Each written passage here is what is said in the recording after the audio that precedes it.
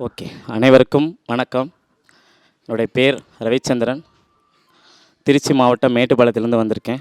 எல்லா மீட்டிங்லையுமே நான் சூரியனை பற்றி, செவ்வாயை பற்றி, இதே இடத்துல குருவை பற்றி பேசியிருக்கேன். அது 35,000 40,000 வியூஸ் எல்லாம் போயிருக்கு. செவ்வாயை பற்றி பேசியிருக்கேன், 22,000 வியூஸ் போயிருக்கு. ஓகே, அது வேறு. இப்போது ஒரு ஜாதகத்தை போட்டு எனக்கு ஒரு மனிதனுக்கு ஒரு ஸ்டைல் இருக்கும் இல்லைங்களா? சத்யராஜனா தகுடும்பார், ரஜினினா அவர் ஒரு ஒரு ஸ்பீடாக இது பண்ணுவார், கமல்னால் அவருக்குன்னு ஒரு சென்டிமெண்ட் சீன்ஸ் எல்லாம் வச்சுருப்பாங்க. அதே மாதிரி எனக்குன்னு ஒரு ஜோதிடத்தில் ஒரு டச் இருக்குது சார். அந்த டச் படி நான் அதை வந்து விளக்குறேன். நல்லா பார்த்துங்க, இங்கே எங்கேயுமே நான் சாரம் எழுதலை. நான் எழுதலை, டிகிரி போட்டேன். அதுக்காக சாரம் பார்க்காமலாம் இல்லை, நானும் சாரம் பார்ப்பேன். இதில் வந்து தெளிவாக ஒரு விளக்கம் கொடுக்குறேன் பாருங்கள். முதல்ல என்னுடைய வெயிட் ஒரு 62 கிலோவாக இருந்தாலும் என்னுடைய மொத்த வெயிட்டையும் தாங்கி நிற்கிறது என்னுடைய பாதம்.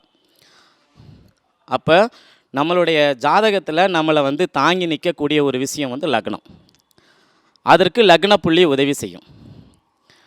நல்லா புரிஞ்சுங்க. சில மேடையில் நிறைய பேர் பேசுகிறோம், கன்னி லக்னத்துக்கும் மிதுன லக்னத்துக்கும், கன்னி ராசிக்கும் மிதுன ராசிக்கும் திருமண வாழ்க்கை சரியில்லை, நல்லாவே இல்லைன்னு கீழேயே கமெண்ட் பண்ணுறாங்க. நான் கன்னி லக்னம், கன்னி ராசி, என் மனைவி எனக்கு நல்லா தான் இருக்குது அப்படின்னு பொத்தாம் பொதுவான விஷயங்களில் இருந்து செப்பரேட்டாக நம்ம உள்ளே போகிறதுக்கு சில விஷயங்களில் வந்து நம்ம பார்க்கணும். அது மாதிரி இப்போ நம்ம அந்த ஜாதகத்தில் பார்க்கலாம். இந்த லக்னம் வந்து கடகமாக மிதுனமாங்க சார்? சும்மா இங்கே பாருங்கள், ஜாலியாக ஃப்ரெண்ட்ஸு மாதிரி நம்ம பேசுவோம். மிதுனம் தானே, யாருக்கும் சந்தேகம் இல்லையே.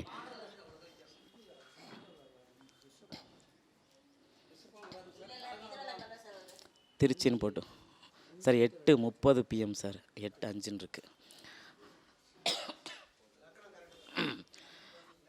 அப்போது பார்த்துங்க, ஃபஸ்ட்டு இது மிதுன லக்னம்னு ஆரம்பிச்சிருக்கு.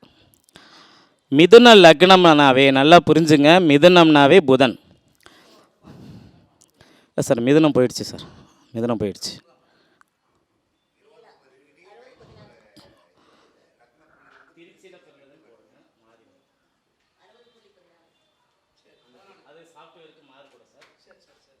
ஓகேங்களா?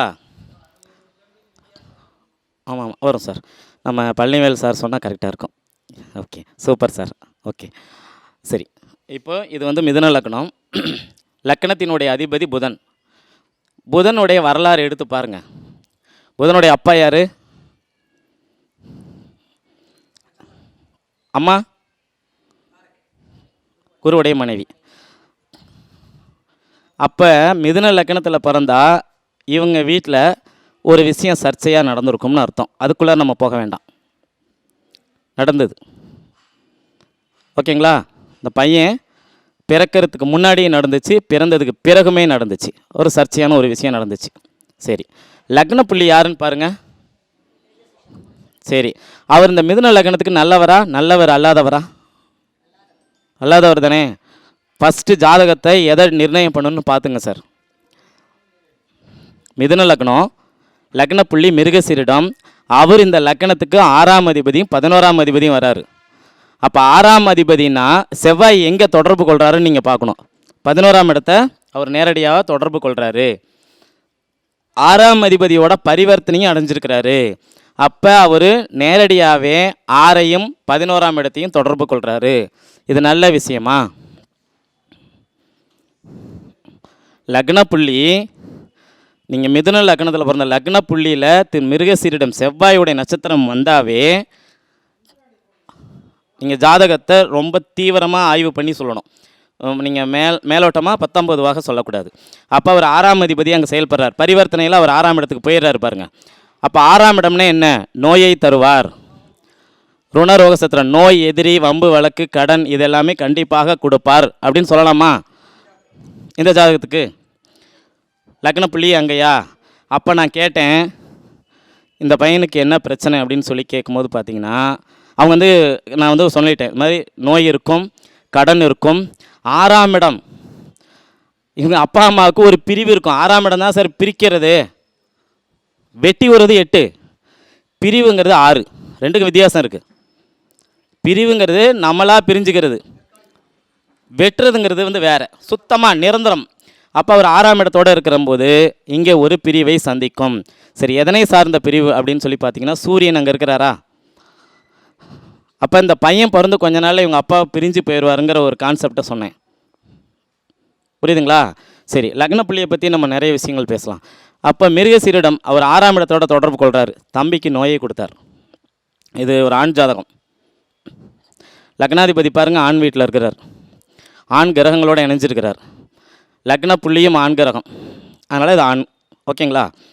அப்போது நேரடியாகவே வந்து பார்த்திங்கன்னா அவர் 6ஆம் இடத்தோட பரிவர்த்தனை அடைஞ்சனால இவர் இயற்கையிலேயே பிறக்கும் போதே என்ன பண்ணுறாரு, ஒரு பிரச்சனையோடு தான் பிறக்கிறார். ஆனால் அது தெரியல. அங்கே ஜோதிடம் பார்க்கும்போது சொன்னோம், இவனுக்கு வந்து அந்த தம்பிக்கு ஒரு தங்கச்சி இருக்குது. இவங்க 2 பேர்த்துக்கு ஜாதகம் பார்க்கும்போது நான் சொல்லுவேன், இவங்க தங்கச்சி வந்து பிற்காலத்தில் எம்பிபிஎஸ் ஆகும். இவனுக்கு நான் எதுவுமே சொல்லலை. அவங்களும் ஒரு 10 தடவைக்கு மேலே என்கிட்ட ஜாதகம் பார்த்துருப்பாங்க. 10 தடவைக்கு நான் எதுவுமே சொல்லலை. அதனோட ரகசியம் உங்களுக்கு கடைசியில் தெரியும். ஓகே, இப்போ லக்ன புள்ளி வந்து மிருகசீரிடம் 6ஆம் இடத்தோட தொடர்பில் ஒரு மாறுறாரு. அப்படிங்கும்போது இந்த தம்பிக்கு ஒரு நோயை கொடுப்பார். சரி, எந்த மாதிரி நோயை கொடுப்பார் அப்படின்னு சொல்லி பார்க்கணும். செவ்வாய் வந்து எங்கே இருக்கிறாருன்னு பார்த்தீங்கன்னா, துலாம் வீட்டில் இருக்கிறார். பரிவர்த்தனை அடைஞ்சு அவர் விருச்சிகத்துக்கு வராரு. ஆனால் இருப்பு நமக்கு கண்ணால் டக்குன்னு பார்க்கும்போது பார்த்தீங்கன்னா எப்படி தெரியுதுன்னா, அவர் துலாம் வீட்டில் தான் இருக்கிறாரு. காலபுருஷன் சொல்லாதீங்க, கால சக்கரம்னு சொல்லுங்கன்னு ஒரு நண்பர் கமெண்ட் பண்ணியிருந்தார். காலபுருஷனுக்கும் கால சக்கரத்துக்கும் என்ன வேறுபாடுன்னு எனக்கு தெரியல. அதனால் அவர் சொல்கிற கருத்துக்கு மதிப்பு கொடுத்து கால சக்கரம் அப்படின்னு சொல்லிக்கிறேன். கால சக்கரத்துக்கு 7ஆம் இடம் தான் வந்து பார்த்திங்கன்னா துலாமுடைய வீடு. இயற்கையாகவே கிட்னி சம்மந்தப்பட்ட பிரச்சனைகளும் அங்கே தான் சார் இருக்குது. கிட்னிக்குரிய கிரகமும் அந்த வீட்டில் தான் வலுவடையுது. ஓகேங்களா? ஓகே, அந்த அமைப்பில் இருக்கும்போது இவருக்கு இயற்கையிலேயே பிறக்கும்போது ஒரு கிட்னி குறைபாடோடு தான் பிறந்தார். ஃபஸ்ட்டு பாருங்கள், லக்ன புள்ளி மிருகசீரிடத்தில் விழும்போதே ஒன்று நோயால் பாதிக்கப்படணும், கடனால் பாதிக்கப்படணும், சுற்றிலும் இருக்கிற சொந்தக்காரங்களாம் பிரச்சனை பண்ணி வம்பிழுத்துட்டு கிடக்கணும். இதில் ஏதாவது ஒன்று நடக்கணும், அல்லது பிறந்த ஊரை விட்டு வெளியூர் கொண்டு போய் தலைமறைவான ஒரு வாழ்க்கையை வாழணும். இந்த மாதிரி விஷயந்தான் நடக்கணும். தம்பி நோயில் மாட்டிட்டார். சரி,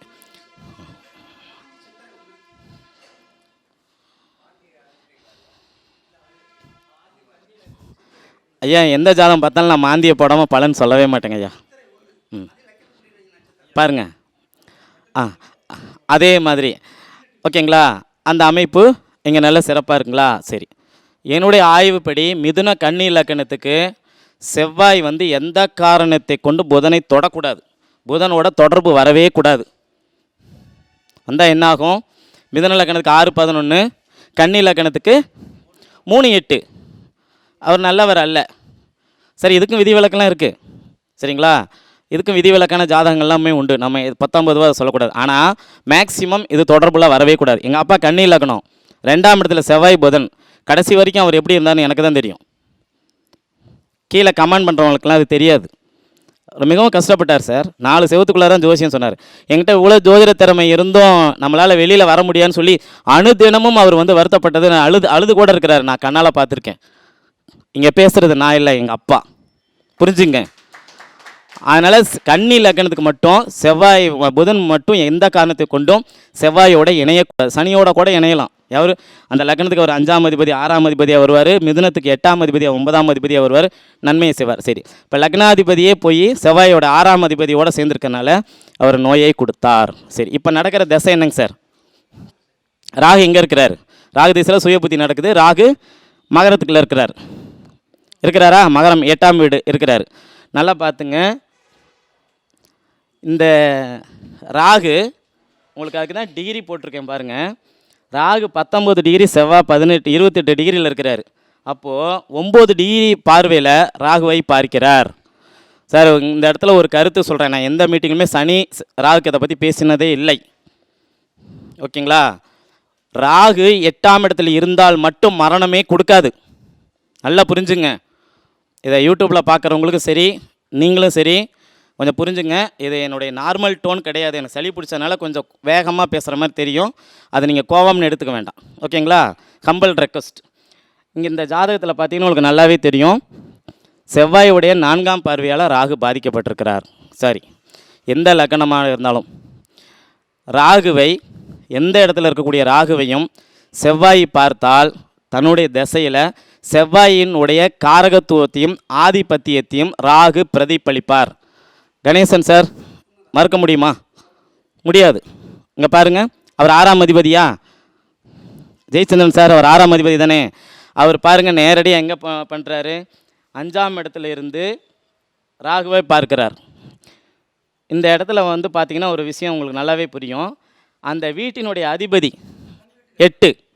8ஆம் அதிபதியான சனி பகவான் தன்மனைக்கு 8லையும் லக்னத்துக்கு 3ஆம் இடத்துலையும் இருக்கிறார். இது சிறப்பா? சரி, அவர் இருந்துகிட்டே போட்டோம், அந்த வீட்டில் அவர் பகையா சனி? அப்போது ராகு கேது எங்கே வேணுமாலும் நிற்கலாம் சார். அவங்களுக்கு வீடு கொடுத்தவங்க, நட்சத்திரம் கொடுத்தவங்க நல்லா வலிமையாக இருந்தால் ராகு கேது கண்டிப்பாக மேலே கொண்டு போய் உட்கார வைக்கும். எல்லா மேடையிலையும் பேசாதீங்க, ராகுனா அப்படி கேதுனா எப்படின்னு பேசாதீங்க. இதுக்கு உதாரணத்துக்கு தான் இந்த இந்த ஜாதகக்காரங்கிட்ட நான் பர்மிஷன் வாங்கலை, அதனால தான் டேட் ஆஃப் பர்த் நான் இங்கே கொடுக்கல. ஓகேங்களா? அவங்க இதை பார்க்க போகிறதும் இல்லை, அது வேறு விஷயம்.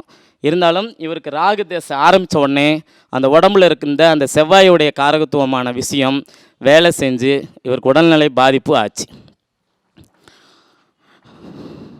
புரியுதுங்களா?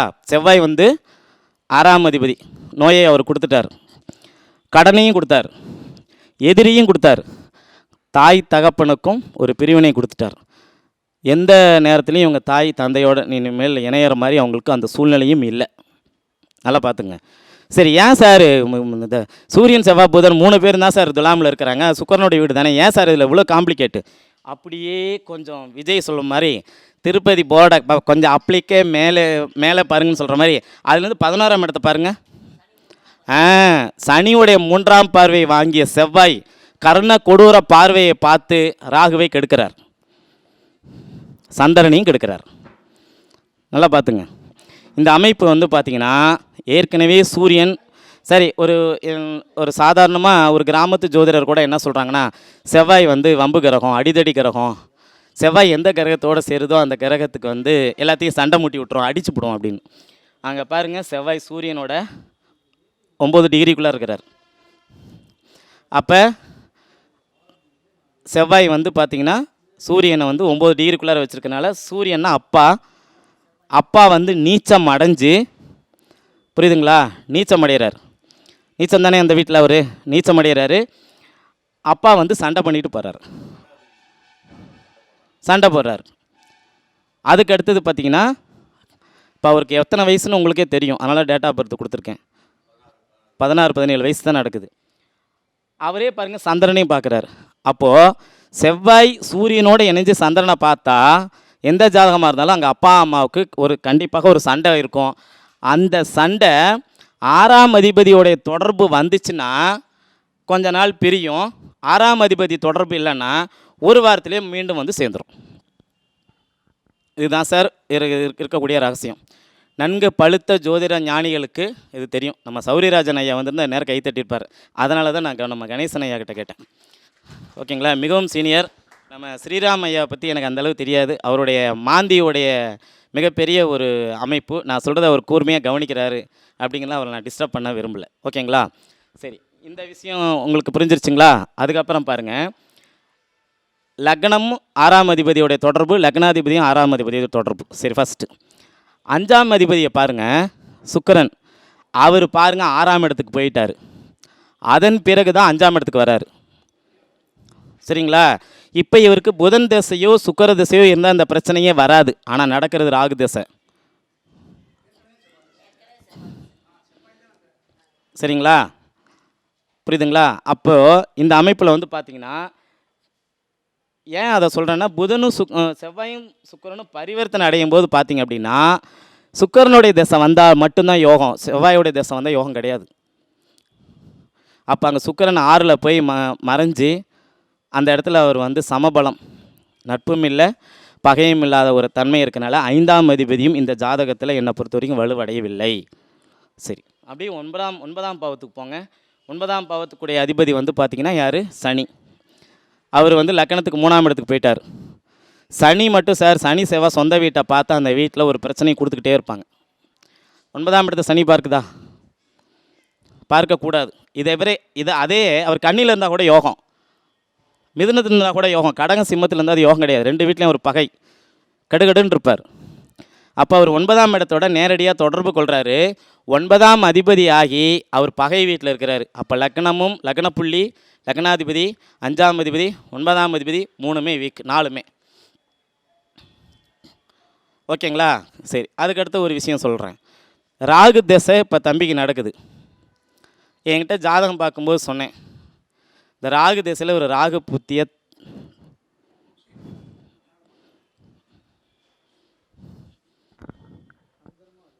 எதையும் நெகட்டிவாக சொல்லக்கூடாது அப்படிங்கிறதுக்காக நான் சொன்னேன்.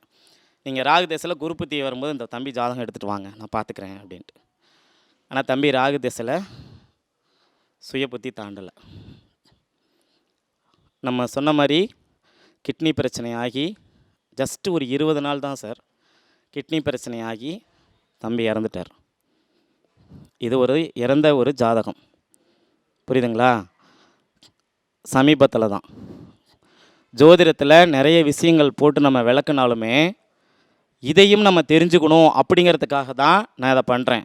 தயவுசெய்து உங்கள் அலுவலகத்துக்கு யாராவது இறந்த ஜாதகம் கொண்டு வந்து கொடுத்தாங்கன்னா நீங்கள் உங்களுடைய ஸ்டைலுன்னு ஒன்று இருக்கும், அதுபடி பார்த்துங்க. சரி, எல்லாருமே அதை பார்க்கக்கூடாதானா?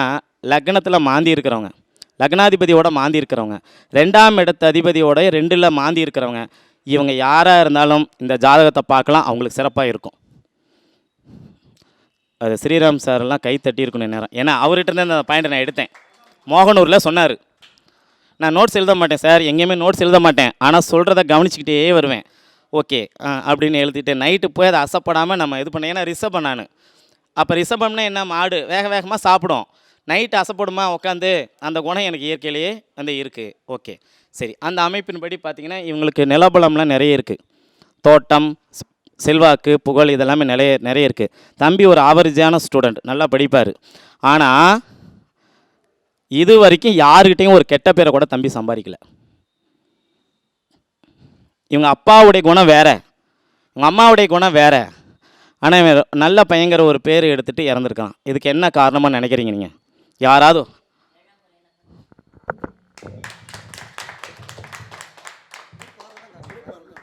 குரு வந்து 7ஆம் பார்வையாக லக்னத்தை பார்த்துருக்குது.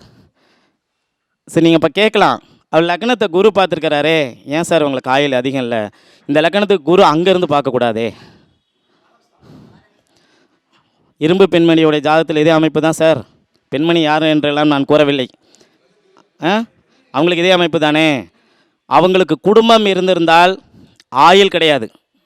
ஏன்னா சனி அவங்க ஜாதகத்தில் 2ஆம் இடத்துல. இப்போ இன்னொரு கேள்வி நீங்கள் கேட்கலாம், சனி வந்து 3ஆம் இடத்துல தானே இருக்கிறாரு, குருவின் பார்வையில் தானே இருக்கிறாரு, 9ஆம் அதிபதி தானே, அதனால் அவர் வலுவாக இருக்கணும் தானே. நல்லா பார்த்துங்க, சூப்பர். குரு பார்க்குறார் 9ஆம் பார்வையாக 3ஆம் இடத்துல இருக்கக்கூடிய சனியை 9ஆம் அதிபதியை பார்க்கிறார். இவங்க அப்பா நல்லா தான் சார் இருக்கிறார், அவர் அப்பாக்குரிய கிரகம் தானே, லக்னத்துக்குரிய கிரகம் இல்லையே. அந்த ஒரு கான்செப்டுக்காக தான் இவ்வளோ காலம் அந்த உயிர் அந்த கடவுள் வந்து அவரை இந்த இடத்துல விட்டு வச்சது, இந்த பூலோகத்தில். சரிங்களா? ஜோதிடத்தில் எதை வேணுமாலும் எப்படி வேணுமாலும் நம்ம புரிஞ்சுக்கிட்டிங்கன்னா நம்ம பலன் எடுக்கிறதுக்கு ரொம்ப ஈஸியாக இருக்கும். சரி, வழக்கம் போல் நீங்கள் இந்த ஜாதகத்துக்கெல்லாம் சந்தேகம் இருந்தால் கேளுங்க, நான் உங்களுக்கு வந்து பதில் சொல்கிறேன். ஆனால் தயவுசெய்து புதனின் காரகத்துவத்தோட சந்தேகம் கேளுங்க, செவ்வாய் சனி பகவானுடைய காரகத்துவத்தோட சந்தேகம் கேட்காதீங்க. முன்னாடி ஒரு பஸ் போயிட்டுருக்கு, பின்னாடி போகிற பஸ், சென்ட்ரலில் ஒரு பஸ்ஸில் நீங்கள் போயிட்டுருக்கீங்க, பின்னாடி ஒரு பஸ் போகுது, முன்னாடி போகிற பஸ்ஸு 70 கிலோமீட்டர் வேகத்தில் போகுது. நீங்கள் பின்னாடி இருக்கிற நீங்களும் அதே 68 69 கிலோமீட்டர் வேகத்தில் போகிறீங்க, பின்னாடி வரவனும் 70ல் வரான். நீங்கள் என்ன பண்ணுவீங்க? சென்டரில் இருக்கிற உங்களை தான் இப்போ எடுக்கிறேன் நான். முன்னாடி போகிறவன் 70லையும் போகலாம், 75லையும் போகலாம், பிரச்சனை கிடையாது. ஆனால் முன்னாடி அவனுக்கு ஃப்ரீ. ஆனால் சென்டரில் போகிறவனுக்கு அப்படி இல்லை, முன்னாடி ஒரு பஸ் போகுது, பின்னாடியும் ஒரு பஸ் வந்துட்டுருக்கு. அப்போ சென்டரில் இருக்கிறவனுடைய நிலைமை, அவன் வந்து பயந்து போய் அவன் பிரேக் அடித்தாலும் நம்ம பிரச்சனை, பின்னாடி இருந்து வேகமாக வந்தவன் நம்ம மேலே இடித்தாலும் பிரச்சனை அப்படிங்கிற மாதிரி. ஜோதிடத்தில் இந்த 2-8 ராகு கேது வந்துச்சுன்னு அப்படின்னாவே சுபகிரகங்களுடைய தொடர்பு வந்துடணும். நல்லா பார்த்துங்க, 2ல் கேது, 8ல் ராகு. அதனால் 8ல் இருக்கிற ராகு தான் நான் முதல்ல எடுத்தேன். அந்த ராகுக்கு வீடு கொடுத்த கிரகம் வந்து பார்த்திங்கன்னா அவர் அந்த வீட்டுக்கு 8லையுமே, ராகுக்கு வந்து பார்த்திங்கன்னா சனிப்பார்வை வாங்கிய செவ்வாயுடைய பார்வை. இப்போது அங்கேருந்து நான் வரேன், ஒருத்தன் ஏற்கனவே என்னை நல்லா படுத்தி எடுத்துருக்கிறான், இங்கே வரேன், லேசாக என்னை யாராவது ஸ்பார்க் பண்ண என்ன ஆகும்? பயங்கரமாக பொங்கிடுவோம். அங்கே ஒருத்தங்க நமக்குள்ள சந்தோஷமாக பேசி அனுப்பிட்டு வராங்க. ஒரு கோயிலுக்கு போயிட்டு வந்திருக்கோம், ஒரு சந்தோஷமாக பேசுகிறாங்க. இங்கே வந்து நீங்கள் கொஞ்சம் கடுப்படிக்கிற மாதிரி பேசுனா கூட, இப்போ தான் நான் கோயிலுக்கு போயிட்டு வந்திருக்கேன், கோவப்படக்கூடாதுன்னு பார்க்குறேன், சரி என்னை சீண்டி விட்டுறாதீங்கன்னு நம்ம பேசுவோமா? அதே தான் சார் கிரகங்களுக்கும். எந்த சூழ்நிலையிலுமே செவ்வாய் பகவான் சனி பார்வை வாங்கினா, அந்த பார்வை வாங்கிய பிறகு செவ்வாய் யாரை யாரெல்லாம் தொடர்பு கொள்ளுதோ, செவ்வாய் சனியை பார்த்து சனி யாரை யாரெல்லாம் தொடர்பு கொள்ளுதோ அந்த இடம்லாம் பாதிக்கும். ஆய்வு செஞ்சு பாருங்கள், நிச்சயமாக பாதிக்கும். ஓகேங்களா? இந்த அமைப்பின்படி இந்த இடம் வந்து கொஞ்சம் பிரச்சனைக்குரிய இடமா இது வந்து இருந்திருக்கு அப்படின்னு நம்ம வந்து சொல்லப்படுது. இது வந்து ஒரு ஜோதிடத்தை எளிமையாக விளக்கக்கூடிய ஒரு அமைப்பு. சரி, லக்னத்தை பற்றி பேசிட்டோம். இப்போ 2ஆம் அதிபதி பாருங்கள், 2ல் கேது இருக்கா, இவன் அதிர்ந்து பேச மாட்டான். சரிங்களா? அதிர்ந்து பேச மாட்டான், சொல் செயலெல்லாம் கரெக்டாக இருப்பான். ஏன்னா 2ஆம் இடத்தை பாருங்கள், வேறு எந்த கிரகமும் பார்க்கல. ஓகேங்களா? சூப்பருங்க. அதாவது hello excuse me, sorry for the disturbance அப்படின்னு சொல்கிற காமெடி பார்த்துருப்பீங்க. கீழே கடைக்காரனை போட்டு காலில் அப்படியே மிதித்து வச்சுருப்பார். யார்? நம்ம கிருஷ்ணமூர்த்தி சார். அந்த மாதிரி அங்கே பார்த்தீங்கன்னாவே தெரியும். 6 டிகிரி வித்தியாசத்தில் இருக்காங்க. இது வந்து கிரகண தோஷம் மாதிரி. ஓகேங்களா? அது வந்து பலகீனம். அப்படிங்கும்போது அங்கே சந்திரனுக்கு நோ வேல்யூ. அவர் மட்டும் இல்லை, அவர் ரொம்ப கொடுக்குற இடத்துலலாம் அவர் இல்லை. நீங்கள் திதியை கணிச்சு பாருங்கள், சூரியனுக்கு 4ஆம் இடத்துல தான் இருக்கிறாரு. சஷ்டி, அஷ்டமி, நவமி 3 திதியில் தான் இருப்பார். பாருங்கள், சப்தமியில் வந்துட்டாரா, அவ்வளோதான். அவருக்கு அங்கே வேல்யூ அதிகம் வந்து இல்லை அப்படின்னு நம்ம வந்து எடுத்துக்கலாம். சரி, 3ஆம் இடத்துல சனி. 3ஆம் இடத்துல இருக்கக்கூடிய சனியை குரு பார்க்கிறாரா? ஒரு தங்கச்சி இருக்குன்னு சொன்னானா? அவங்களும் அதே அமைப்பு. இந்த பையனுடைய ஜாதகத்திலே சொன்னேன், உன் தங்கச்சி மகர ராசி, மகர லக்னம், கும்பராசி, கும்ப லக்னம், இதில் ஏதாவது ஒரு இதில் பிறக்கணும். சாட்சாத் அந்த பொண்ணு இப்போ கும்பராசி. இப்போ அந்த பெண்ணுக்கு ஜென்மசனி நடக்குது. வீட்டில் அண்ணன் இறந்துட்டா அந்த பெண்ணுக்கு பாதிப்பா இல்லையா? பாதிப்பு தான் சார். சார், சனி ஜென்மத்துக்குள்ளார வரும்போது ஐயோ அம்மான்னு நம்மளை ஒரு நேரம் அழுவ வைக்கும் சார். சரிங்களா? நிறைய ரகசியங்கள் வெளியில் சொல்ல முடியாது, அதே மீறி வந்துடுது. அந்த அமைப்பில் அவனுக்கு 3ஆம் இடத்தை வந்து சனியை வந்து குரு பார்க்கிறார். ஓகேங்களா? சனி ஆண் கிரகமா பெண் கிரகமா சார்? எந்த அலிகிரகம்?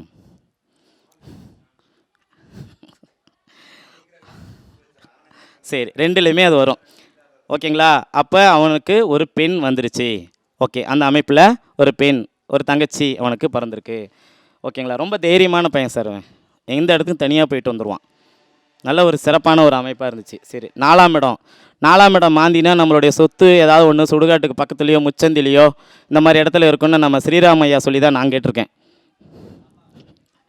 இன்னும் என்ன இல்லை ஸ்ரீராமையா, என்ன எனக்கு தெரிஞ்ச மாந்தியை பற்றி அதிகமாக ரிசர்ச் பண்ணது அவர் தான். அது மாந்தியின் காதலன்.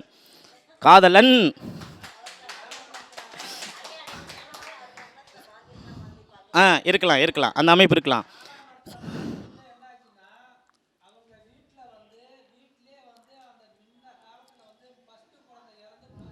அவ்வளோதான் சார், ரொம்ப சிம்பிள், முடிச்சாச்சு. இது உண்மை. இந்த பையனுக்கு முன்னாடி ஒரு குழந்தை பிறந்து இறந்து அதை புதைச்சிருக்கோம், பார்த்தோம். சரிங்களா? 4ல் மாந்தி இருந்தால் இந்த மாதிரி நீங்கள் வந்து எடுத்துக்கலாம் அப்படின்னு சொல்லலாம். 5ல் சூரியன், செவ்வாய், புதன். 5ஆம் இடம் தான் பூர்வ புண்ணிய ஸ்தானமா? ஓகேங்களா? குலதெய்வ ஸ்தானங்களா? 5ல் புதன் இருக்குது. அப்போ புதன் தான் இங்கே அதிக வலிமை. செவ்வாய் வந்து இந்த வீட்டில் சமம், சூரியன் வந்து நீசம். புதன் தான் நட்பு வீட்டில் இருக்கிறாரு. அப்போ இவங்க குலதெய்வம் பெருமாளாக இருக்கலாமா? பெருமாளை தான். ஓகே, 7ஆம் இடத்துக்கு வாங்க. சரி, 6ஆம் இடத்துக்கு. 6ஆம் இடத்துல போய் சுக்கிரன் இருக்கா? சரி, இங்கே ஒரு ட்விஸ்ட் இருக்குது. இந்த சூரியன் செவ்வாய் எங்கே சேர்ந்துருந்தாலுமே, நான் சுக்கிரனை சொல்கிறதுக்கு முன்னாடி அதையும் சொல்லிடுறேன், பெரும்பாலான ஜாதகத்தில் நான் சொல்கிற இந்த விதி ஒத்து வருது. சூரியனும் செவ்வாயும் சேர்ந்துருந்தா அவங்க பரம்பரையில் நல்ல பிஸ்னஸ் பண்ணுன ஒரு குடும்பமாக இருக்கும். இடத்துக்கு தகுந்த மாதிரி நல்ல பிஸ்னஸ் பண்ணியிருப்பாங்க. ஐயா வாங்க வாங்க வாங்க. நல்ல பிஸ்னஸ் பண்ணியிருப்பாங்க. 2 திருமணம் இருக்கக்கூடிய வீடாக இருக்கும். இவங்க தாத்தாக்கு 2 திருமணம், இவங்க அப்பனுக்கு 2 திருமணம். சூரியன்னா அப்பா தானே, இவங்க அப்பாவுக்கு 2 திருமணம். ஓகேங்களா? சரி, அப்புறம் சுக்கிரன்கிட்ட வந்துடலாம். சுக்கிரன் 6ஆம் இடத்துல இருக்குது. சுக்கிரன் 6ஆம் இடத்துல இருந்தால் தம்பி இருக்கிற வரைக்கும் ஜாலியாக இருப்பார். எப்போ பார்த்தாலும் சார் இந்த 6ஆம் இடத்துல சுக்கிரன் இருந்தால் மறைஞ்சிருச்சு, குறைஞ்சிருச்சு, நுரைஞ்சி போச்சுலாம் சொல்லாதீங்க சார். அது 6ஆம் இடத்துல இருந்தாலும் தன்னுடைய பார்வையால் கண்டிப்பாக 12ஆம் இடத்தை பார்க்கும். பார்க்குமா? பார்க்கும் தானேங்க சார்? பார்க்கும். இந்த ஜாதகத்தில் இந்த மீதி 2 கிரகமும் பார்க்குது. தம்பிக்கிட்ட எப்போவுமே பார்த்தீங்கன்னா பர்ஸில் ஒரு 500 பணம் வச்சுருப்பார். செலவு பண்ணுவார் சார் அடுத்தவங்களுக்கு. ஆனால் அது செவ்வாயுடைய வீடு. செவ்வாய் வந்து ரொம்ப சிக்கனமான கிரகம் சார். வாரியெல்லாம் வழங்கிடாது. சிக்கனமாக செலவு பண்ணக்கூடிய கிரகம் வந்து செவ்வாய் பகவான். அவருடைய வீட்டில் போய் சுக்கிரன் இருக்கும்போது இவருடைய நண்பர்களுக்கு மற்ற உதவி யாருன்னு கேட்டால் முதல் ஆளாக அவங்க அம்மாவை கூட கேட்காம இந்த பையன் செய்வான். உதவி செய்கிற மனப்பான்மை நிறைய இருக்கும். கடன் இருக்குது, அது அடைஞ்சு வரக்கூடிய அளவுக்கு சின்ன கடனாக தான் இருக்குது. சரிங்களா? 6ஆம் இடத்து பலன் சிறப்பு. இப்போ 7ல் வந்து குரு இருக்குது. இதெல்லாமே நம்ம சொன்னது. சரி, இந்த பையனே இல்லை, இதெல்லாம் ஏன்ப்பா இப்போ சொல்கிறீங்க? உங்களுக்கு ஒரு கேள்வி வரும் இல்லையா? இதெல்லாம் அந்த பையன் இறக்கிறதுக்கு முன்னாடி நான் சொன்னது. அவன் இருந்த வரைக்கும் இப்படி தான் சார் இருந்தான். 3 வருஷத்துக்கு முன்னாடி பார்த்தேன். ஓகேங்களா? இப்படி நீங்கள் ஜோதிடத்தில் நீங்கள் பலன் எடுங்க. சரி, இந்த ஜாதகத்தை நான் வந்து ஏன் இதை இப்படி சொன்னேன் அப்படின்னா, இந்த பையன் வந்து இப்போ இல்லை. ஆனால் நான் அந்த பையன் இறந்த அந்த ஒரு தருணம் வந்து பார்த்தீங்கன்னா, நல்லா பார்த்துங்க, இவருடைய நட்சத்திரம் வந்து திருவோணமா சார்? திருவோணம் தானே? இந்த திருவோணம், அஸ்தம், ரோகிணி 3 ஒன்று தானே? சந்திரனுடைய நட்சத்திரம் தானே? ஜெயித்தன சார், போர் அடிக்குதா? அப்போ இந்த 3 நட்சத்திரம் ஒன்று தானே? அப்போது நான் சொன்னேன், திருவோணத்துலேயோ ரோகிணிலேயோ அல்லது அஸ்தத்துலேயோ இந்த பையனை நல்லா பார்த்துங்கன்னு சொன்னேன். அவங்க பாட்டி கேட்குறாங்க, இவங்க தங்கச்சிக்கு நான் தொழில் கேட்டேன், டாக்டர் ஆகும்னு சொல்லுவீங்க, எம்பிபிஎஸ் லைன் சொன்னீங்க, இவனுக்கு மட்டும் ஏன் நீ பலன் சொல்லலைங்கிறது எனக்கு இன்றைக்கி தெரியுதுன்னு சொன்னாங்க. ஒரு ஜோதிடருங்கிறது எல்லாமே கணிக்க முடியாது சார். ஒவ்வொரு இடத்துலையும் நம்ம வாய்ப்பாடு எடுத்து படிச்சிருப்போம்.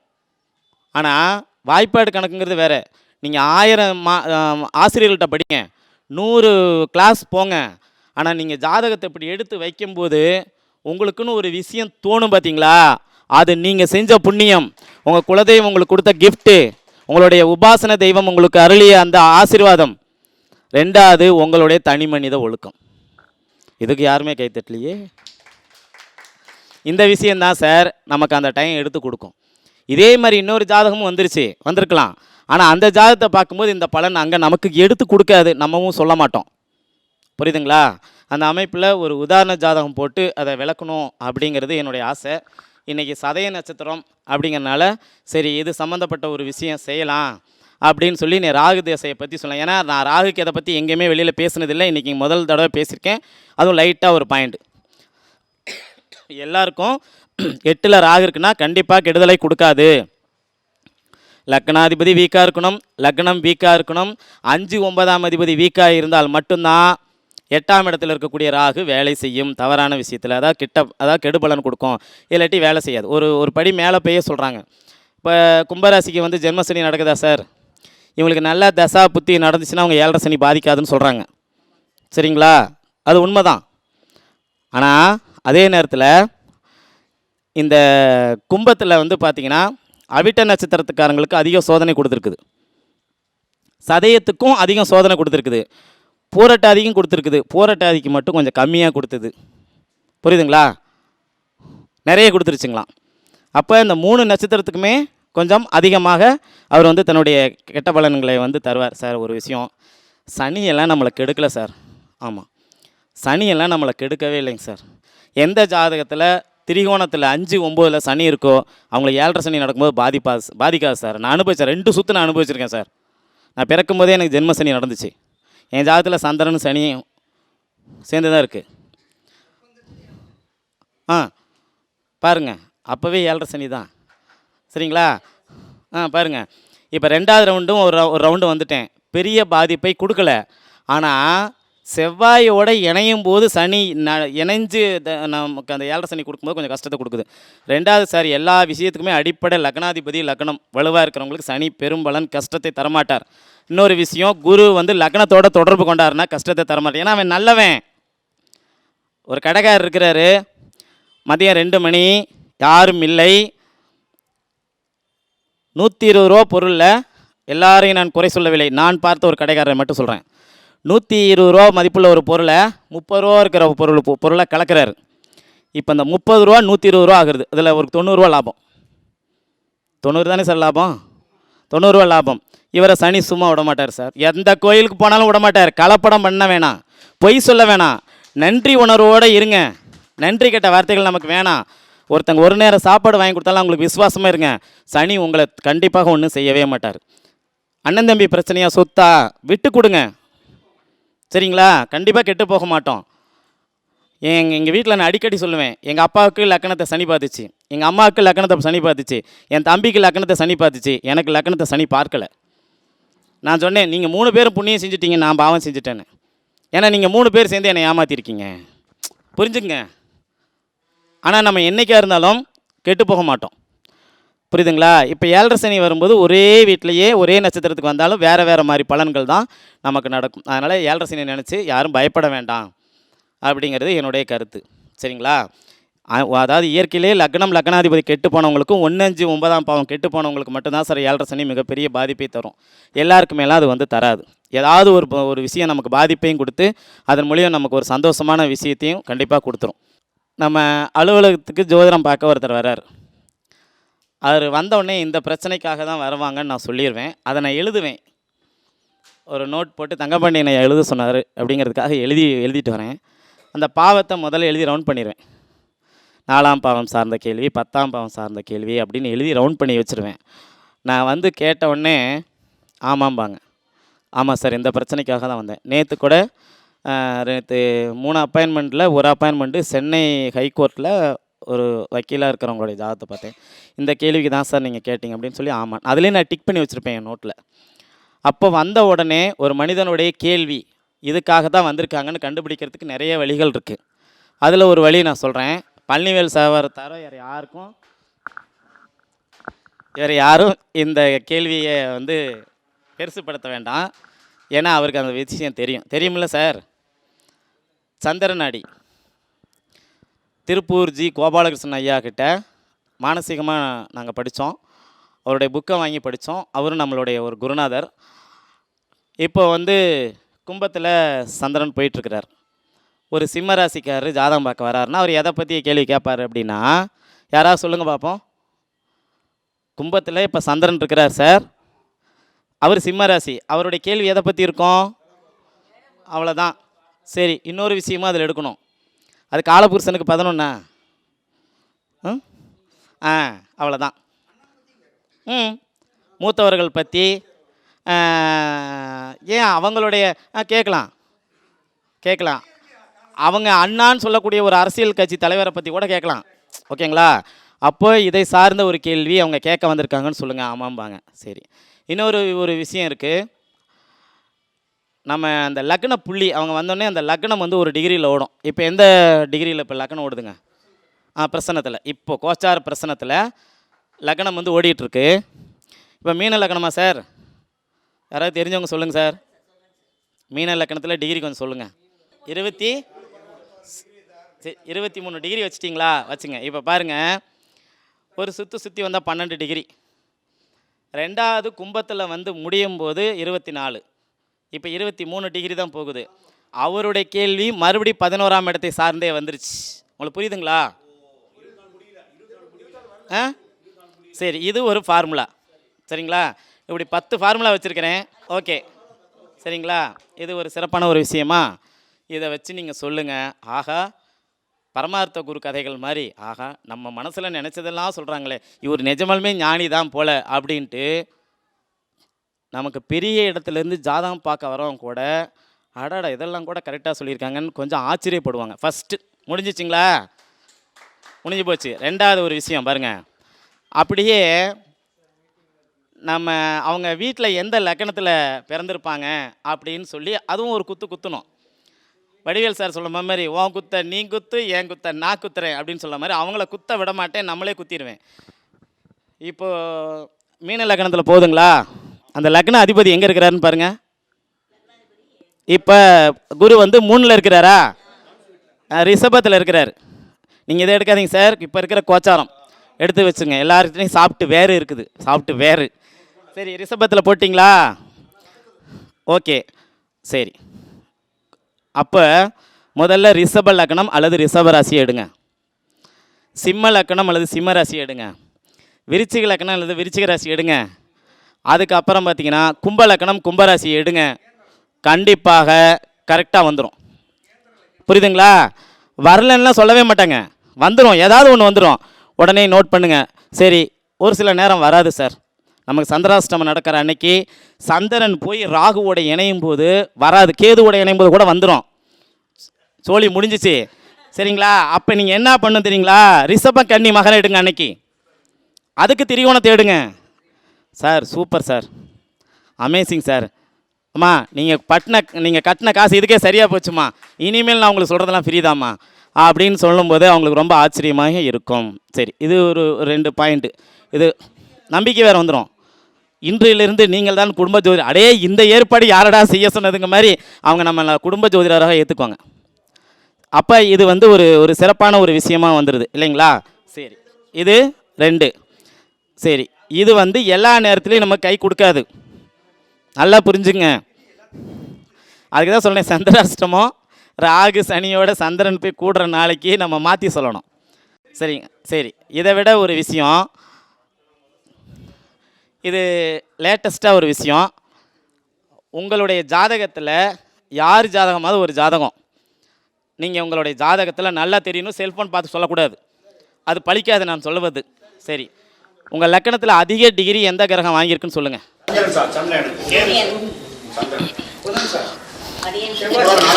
நான் இங்கேயே போயிடுறேன், புதன் தான் எனக்கு ரொம்ப பிடிக்கும், நான் இங்கேயே போயிடுறேன் கணேசன் சார்கிட்டே. சார், புதன் தான் அதிகம் டிகிரி, ஓகேங்களா? புதன் நவாம்சத்தில் எங்கே சார் இருக்கிறாரு? அப்போ எந்த வீட்டில் இருக்கிறாரு? புனர்பூசம் 3 மிதுனத்தில் இருக்கிறாரு. நல்லா பார்த்துங்க ஐயா, அம்மா, தாய்மார்களே, நல்லா பார்த்துங்க. அதிக டிகிரி வாங்கின கிரகம் இவருக்கு புதன், வர்க்கோத்தமம், மறுபடியும் நவாம்சத்துலேயும் மிதுன வீட்டிலேயே இருக்கிறாரு. இவருக்கு பெயர், புகழ், பாக்கியம் எல்லாமே புதனின் காரகத்துவத்தை தவிர வேறு எதுலையும் கிடைக்காது. அவர் ஐயா ஜோதிடத்தில் மிகப்பெரிய மனிதருங்க. நான் சொல்வது உண்மை. எப்போவுமே நிறை கூடம் தழும்பாது, ஓகேங்களா? குறை கூடம் தழும்பவே அது முதல்ல சபைக்கு வராது சார், அது ஒதுங்கிடும் அங்கேயே. அப்போ ஐயா கிட்ட நிறைய டேலண்ட் இருக்குது. நான் ஸ்டார் அகாடமியில் திருச்செங்கோலில் பார்க்கும்போது பார்ப்பேன். என் நல்ல நண்பர் ஒரு முட்டாய் கொடுத்தாரு, ரொம்ப அருமையாக இருந்துச்சு. சரிங்களா? அப்போ எதுக்கு இந்த விஷயம் நம்ம சொல்ல வரோம் அப்படின்னா, நீங்கள் உங்கள் எல்லாருடைய ஜாதகத்தையும் செக் பண்ணி பாருங்கள். ஒரு ஜாதகத்தில் அதிக பாகை வாங்கிய கிரகம் நவாம்சத்தில் எந்த வீட்டில் இருக்கிறதோ அந்த வீட்டின் காரகமும் ஆதிபத்தியமும் உங்களுக்கு சிறப்பாக இருக்கும். இப்போ அவருக்கு புதன் இருக்குது, சூப்பராக இருக்கிறாரு. உங்களுக்கு எது இருக்குன்னு நீங்களே சரி நான் சொல்கிறது அப்படியே பொருத்தி பார்த்துங்க சார். இப்போ நம்ம கணேசன் சாரை சொன்னால் கூட நினைப்பாங்க, ஏன்னா இன்றைக்கி ஜோதிடத்தினுடைய நிலைமை எப்படி இருக்குது. ரெங்கநாதன் சார், உங்களுக்கு அதிக டிகிரி எதுக்கு சார்? எந்த கிரகம் தெரியலையா? பாஸ்கர் சார் உங்களுக்கு, ரமேஷ் சார் உங்களுக்கு, குரு தான் இவருக்கு அதிக பாதை. நவாம்சத்தில் எங்கே சார் இருக்கிறாரு? புனர்பூசம் 3 தானே, போராட்டாதி 3, மறுபடியும் மிதுனத்துக்கு தானே வராரு. இவரும் ஜோதிடத்தில் தான் மிகப்பெரிய ஆளாக இருக்கிறாரு. அப்போது இங்கே வர அத்தனை பேர்த்துக்குமே அதிக டிகிரி வாங்கிய கிரகங்கள் கண்டிப்பாக நவாம்சத்தில் மிதுன கன்னியோட தொடர்பில் இருந்தே ஆகணும். இதுதான் விதி. இந்த விதியை வேறு எங்கேயா கேட்டிருக்கீங்களா சார்? பழனிவேல் சார், இந்த விதியை யாரை எங்கேயாவது கேட்டிருக்கீங்களா? இதை தவிர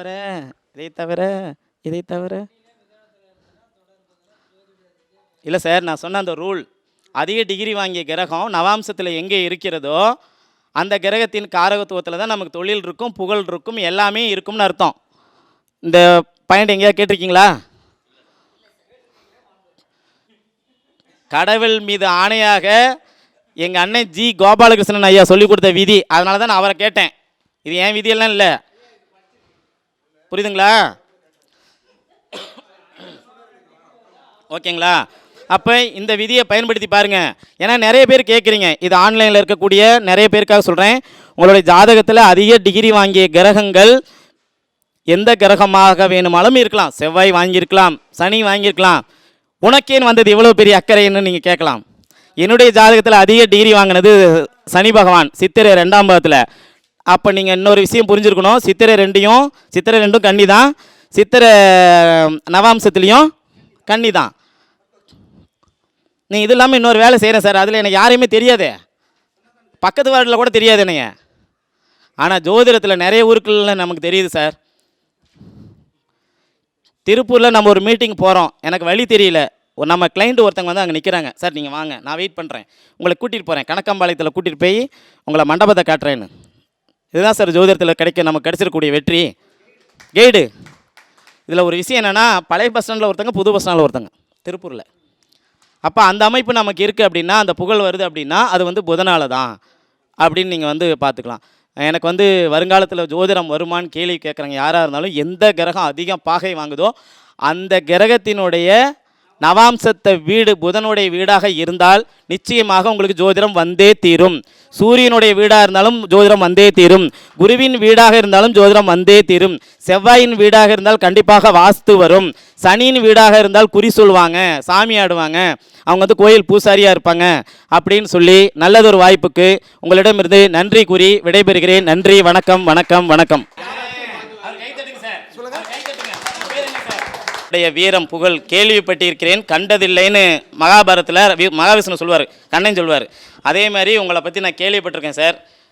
ஓகேங்களா, உங்களை இன்றைக்கி தான் முதல்ல பார்க்குறேன், அதனால் உங்களுக்கு என்னுடைய நன்றி. ஏன்னா ராகு கேது